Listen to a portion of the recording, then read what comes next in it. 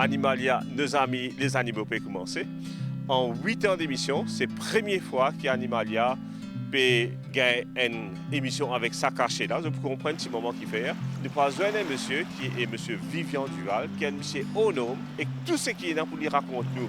L'eau poisson, l'eau tout le monde créateur de la mer, de Animalia, nos amis, les poissons cette fois-ci. Si vous regardez derrière moi, l'exceptionnel dans vue qu'ils peuvent trouver, c'est-à-dire nous avons sa joli monument historique qui est tellement emblématique de l'île Maurice, le coin de Mire, qui est en plein derrière nous. Et aujourd'hui, un invité de choix, un invité privilégié qui est M. Vivian Duval, ici un ancien pêcheur, il est dans la mer toujours comme passion. Donc, Vivian, déjà, quand nous jeunes, on dit qu'il va faire une émission Animalia. Ça va tous les vendredis, moi, ça. Oui. C'est un plaisir pour moi. C'est un plaisir. Oui, plaisir. Ou contents animaux. Contents animaux. Vivian, aujourd'hui, nous avons comment on appelle ça, une pirogue, un canot, comment? Nous dans la mer, nous sommes prêts avec une mire. Et donc, introduire au public mauricien. Donc, il y a beaucoup de milliers de monde qui tout. C'est qui Vivian Duval? J'habite Cap-Maléré.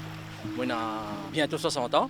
Vivian, comment on retrouve vous dans la mer? Bon, mon histoire, moi, je à Grand B. Moi, j'ai 10 ans, voilà. Tous les jours avant l'école, moi, on a nourri de l'oros. Et là, tu as nourri de plein. Moi, pas dire un jour, tu viens de PCA. Et pas mentir, vraiment, on vient de PCA, oui. Est-ce que vous papa tient un PC? Non, il dit, ok, il n'est pas un PC professionnel, il y a de la mer, il a pêché comme ça, oui. Mon grand-père tient un PC. Je ne suis pas content de répéter là, l'antenne, mais vu qu'il lui-même l'annonce cela, 59 ans, bientôt 60 ans, et c'est ce que je suis capable de dire, la mère est jeune, parce qu'il ne peut pas faire absolument ou l'âge. Oui. Merci quand même, merci. La mère a un stress? Pour moi, non, pas de stress. Parce que mon lipé, je suis coupé, mon pas un accident, mon pas un stress, et c'est la mienne plaisir pour moi. Donc, justement, je peux voir ça accident qui peut-être met un tournant dans la carrière. Donc, c'est-à-dire, effectivement, arrivé à l'air, quand on commence à travailler comme PCA à l'époque. Oui, j'ai des lipés, moi, je suis PCA à l'époque, oui. Combien de temps on fait à PCA? PCA depuis 1984, on fait PCA. 1984, là, à ce jour, et malheureusement, donc, il y a un accident et vous perdez un côté de la jambe. Oui, on perd un côté de la jambe, oui. Moi, je fais accident avril 2011. Oui. Et il y a beaucoup de monde avec, nous capable de dire, un accident pareil, tu as baissé les bras, tu es capable de dire que la vie peut finir là, mais où paraît qu'il y a une gaieté de vivre incroyable. Oui.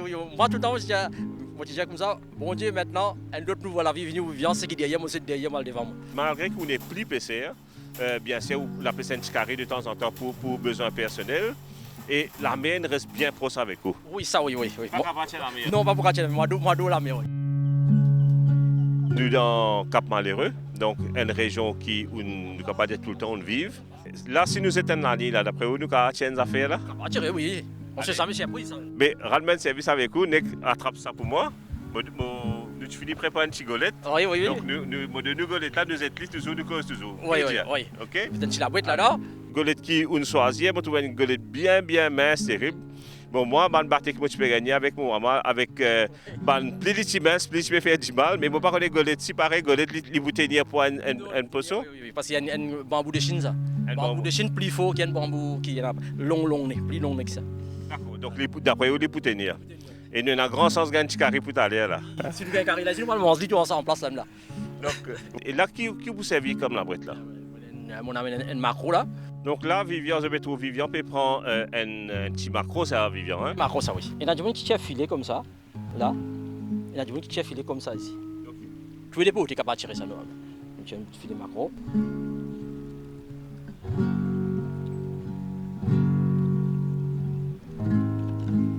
Et macro, c'est un archer qui dit de manger ici, ça? Oui, manger ça, oui. Manger, oui. Mais là, vous pouvez servir pour la boîte. Pour la boîte, oui.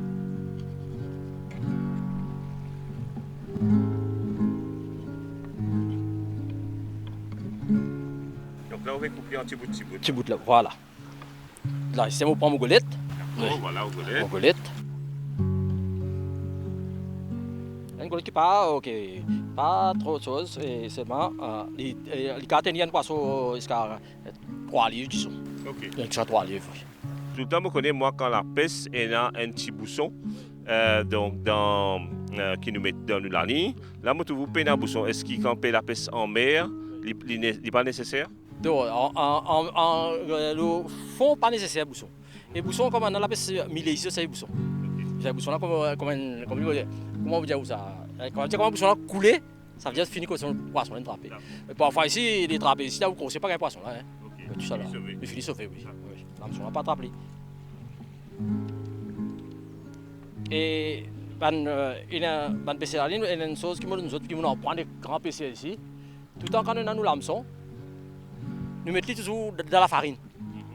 Dans la farine. Pour pas dire qu'il ne faut pas prendre les oui, vous prenez les oui. Quand vous prenez les oui, disons dans une semaine, il va prendre 2 mois pour prendre les oui. Mettez dans la farine d'un pour bon. Ça, un petit astuce qui donc vient de nous. D'abord, on commence pour la boîte là. Voilà. Là. Là, comme ça. Là maintenant, là. Vous êtes dans la mer.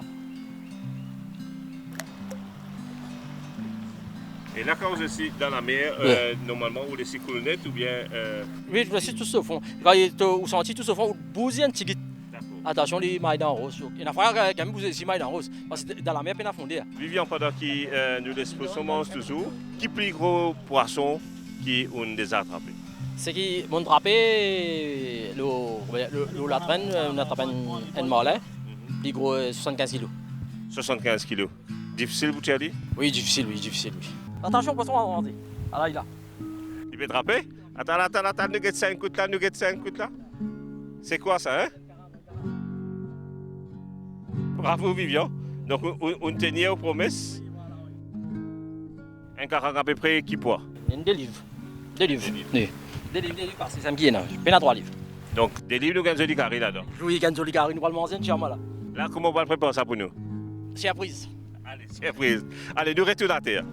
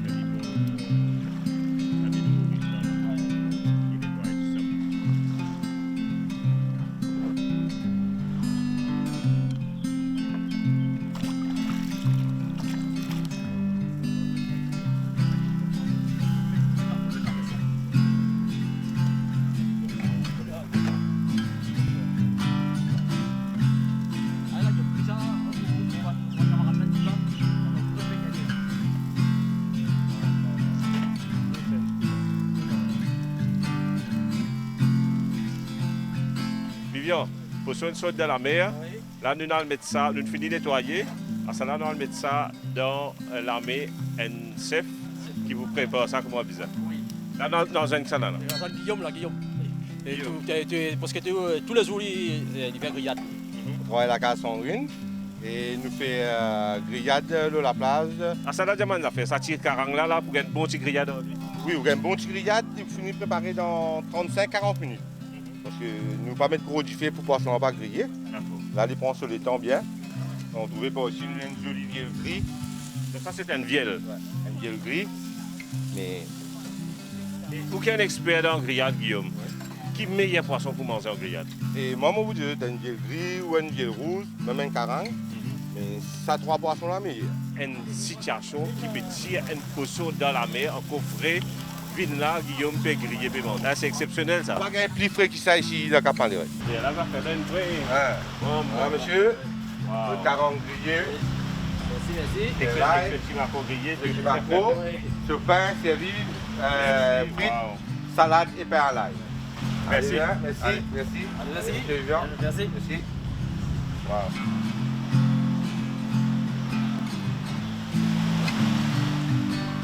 Je voudrais dire oui, un grand merci. Je vous en prie. Allez dans le manger.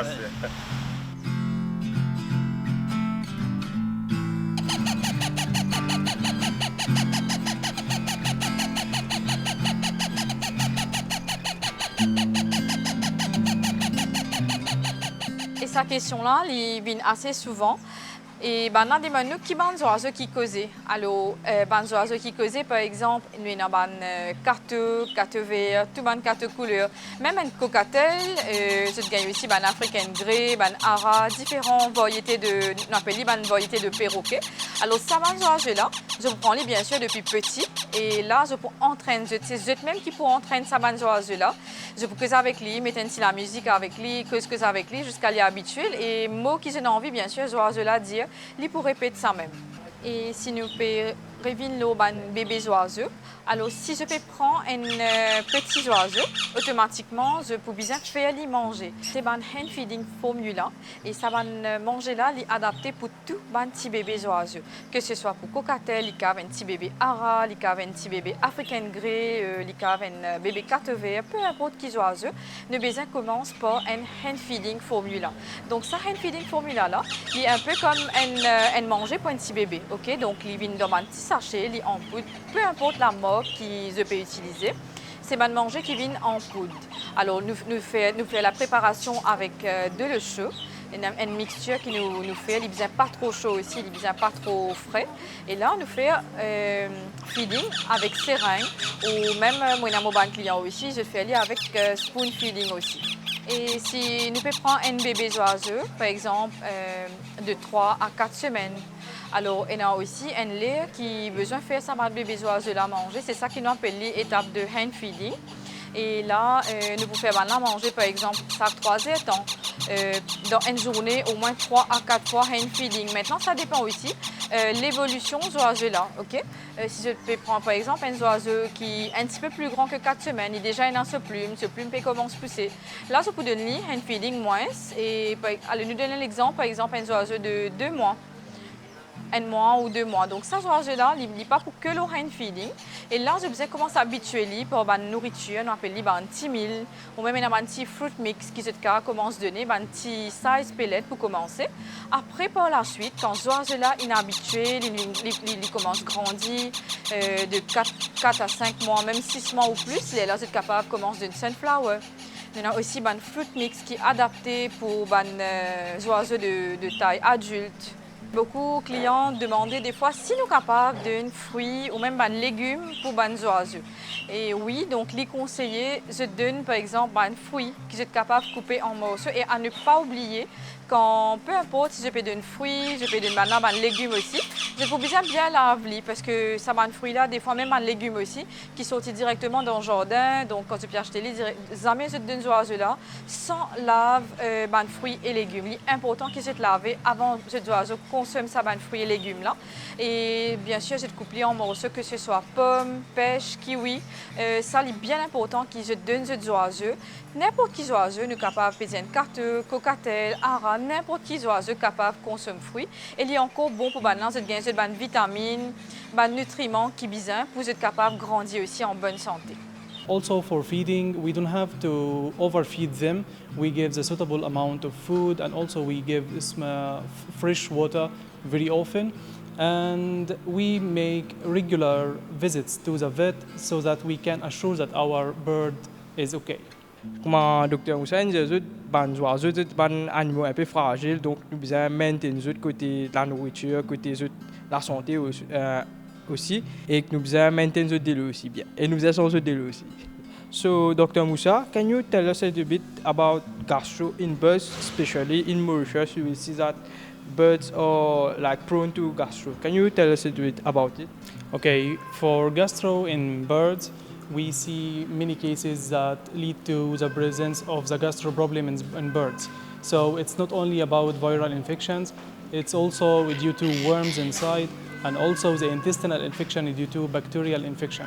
So once we see that the bird is inactive, sleeping, not eating well, so we need to go to the vet to check for the problem of gastro. So it could be the problem of bacterial infection inside the intestine. Donc, comme le docteur Moussa dit, gastro crée par des bactéries qui sont dans la nourriture qui affectent l'intestin des oiseaux aussi. Donc, nous devons connaître les oiseaux de manger, tout ça régulièrement.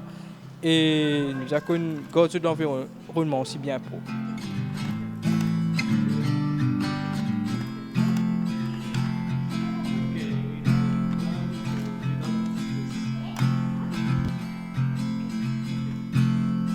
Dr. Moussa, you are here in Mauritius since a quite long time, and you've consulted some birds, especially some birds who have feathers issue. So can you tell us a little bit about feathers issue in birds also? Okay, so for defeathering of the birds, I mean the blocking of the feathers outside of the body itself, it causes due to many reasons. Could be due to nutritional deficiency, could be due to fleas, insects that infect the bird, and also could be due to nutritional deficiency. So we have to make sure that our bird gets the nutrition he needs, and also to assure that he's free from any insects. Donc voilà, Dr. Moussa, de nous une explication concernant le problème de plumes quand on tombe avec les oiseaux aussi. Donc nous devons faire anti-parasites avec nos oiseaux, nous devons garder d'un environnement propre. Et aussi, nous devons guetter si pas jeter un petit tic, un petit mat qui est dans une place que nous devons rester. Donc tout ça, nous devons bien maintenir.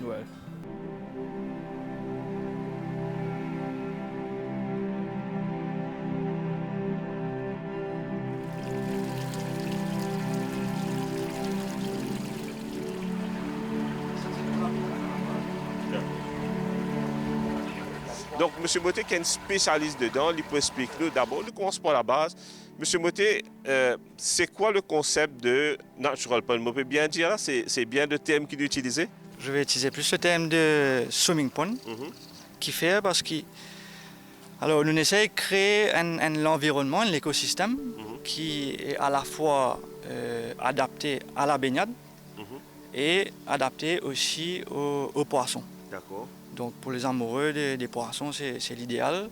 Et on peut se baigner, l'eau est excellente, traitée comme il faut.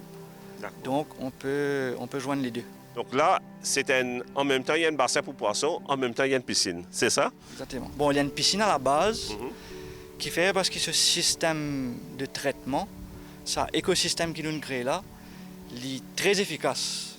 Donc il fait pour la baignade à la base, pour que les baigneurs se baignent dans un environnement safe, sans bactéries, sans virus, traité aussi bien, voire mieux qu'une piscine avec des produits chimiques. Donc à la base c'est la piscine, mais ensuite vu que le système se rapproche beaucoup d'un écosystème d'un bassin de poissons, donc on peut avoir les deux. Parce que normalement, dans la tête du Mauricien, comme dans la tête de mon Français, puis par toi hier, quand nous pensons piscine, nous pensons beaucoup de produits chimiques, beaucoup de chlore, etc. Donc là, ça un bassin qui nous peut trouver, derrière nous là, c'est un bassin zéro produit chimique. Zéro. Donc la nature est à l'œuvre ici. Donc bon, il y a tout un système de filtration naturelle qui est fait avec des bonnes bactéries qu'on appelle, des bactéries bénéfiques qui vont purifier l'eau, consommer les nutriments qui se trouvent dans l'eau et de ce fait purifier l'eau. Et ensuite on a bien sûr d'autres équipements qu'on vient ajouter avec, comme des filtres UV, etc.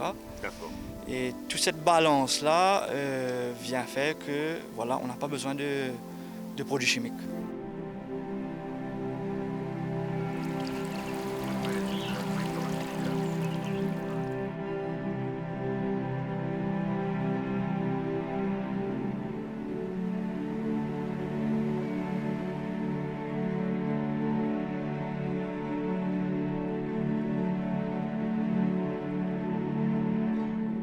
Monsieur Moutet, vous êtes un professionnel dans le monde des piscines à Maurice. Donc, il y a un terme qu'on dit ça, des piscinistes?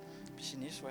D'accord. Donc, ou un pisciniste professionnel et on choisit pour opter pour ou demeurer chez vous, une piscine naturelle. Donc, pourquoi? Ben, écoutez, je suis dans le domaine des piscines depuis plus de 15 ans et à force de voir les piscines chlorées, avec des odeurs de chlore, les gens qui se grattent la peau, les yeux rouges. On voit ça tous les jours. Donc, et je suis aussi un amoureux de la nature. Donc ça s'est fait seul. Donc je me suis engagé dans cette voie-là pour réunir la nature et mon métier. Et là, par exemple, une piscine comme ça, un enfant est capable de nager sans problème pendant de longues heures. Sans problème, aucun problème. L'eau est tellement pure et bien traitée que vous pouvez même la boire sans souci. Ok. Donc là, je peux trouver derrière moi, hein, c'est nous capables de dire non rien qui est plus criant qu'un image.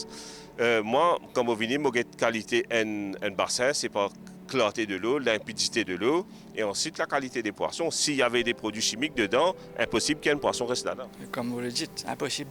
Il n'y aurait pas eu de vie. Dans une piscine chlorée, la piscine est stérile. Il n'y a aucun être vivant, il n'y a rien qui existe. Dedans, il y a des poissons, il y a les libellules qui viennent, il y a les oiseaux qui reviennent pour se rafraîchir. Parce que les autres points d'eau, c'est des piscines au chlore, donc les oiseaux ne peuvent pas se rafraîchir. Ben ici, les chiens boivent l'eau de la piscine. Donc vous recréez tout un écosystème autour de la piscine. Exactement. Et je pense que vous êtes un peu le pionnier dans ce domaine-là, Maurice, parce qu'il ne faut pas notre Dimon faire ça. Ça, il prend beaucoup de temps pour maîtriser ce système de filtration-là, parce que je pense que c'est totalement différent d'une piscine chlorée. Donc, il prend beaucoup de temps. Oui, effectivement, on est sur ce projet-là depuis plusieurs années, 5-7 ans environ. J'ai adapté un peu au climat mauricien et j'ai évolué aussi dans la façon de construire, dans les matériaux, etc. D'accord. Pour qu'on arrive à ça aujourd'hui.